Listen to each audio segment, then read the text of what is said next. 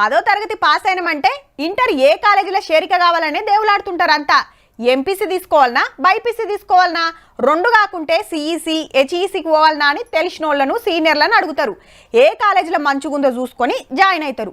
బడికెళ్ళి కాలేజీలోకి పోతున్నామంటే ఇక మేము పెద్దోళ్ళం అయినట్టే అని ఫీల్ అవుతుంటారు పోరలంతా. ఇదంతా మునుపు, ఇప్పుడు ఎట్లుండబోతుందంటే ఇక ఇంటర్ లేనట్టే 10th తర్వాత సీదా డిగ్రీ. హౌ సెంటర్ సిలబస్ పెట్టే ఆలోచన చేస్తుంది మన సర్కార్.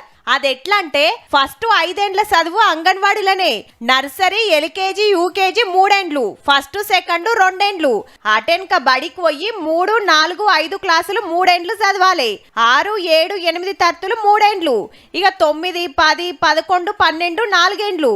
అంటే ఇంటర్ సుతా ఈ స్కూల్లోనే అన్నట్టు. ఆల్రెడీ కొన్ని రాష్ట్రాల్లో ఇదే నడుస్తుంది. మనం కూడా గదే ఫాలో అయితే బాగుంటది అనుకుంటుండ్రట. 10th ఇంటర్ కు సపరేట్ బోర్డు పరీక్షలు ఉండే వరకు ఎగ్జామ్స్ పెట్టేదానికి సర్కార్ సుత తిప్పలైతుందట. ఇక ఇంటర్ చదవంటే పెద్ద కాలేజీల లక్షల రూపాయలు, 2 ఏండ్ల పేరు మీద గుంజుడే గుంజుడు. అదే బడిలనే 12 దాకా చదివితే గా ఫీజులు తప్పుతాయి.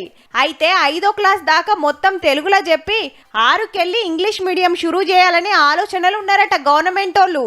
అది మాతృభాష, ఇది మార్కెట్ భాష. ఆల్రెడీ విద్యా కమిషన్ వేసిండ్రు కాబట్టి వాళ్ళ సలహాలు సుత తీసుకొని మేధావులతోటి మాట్లాడి ముంగటికి పోతారట.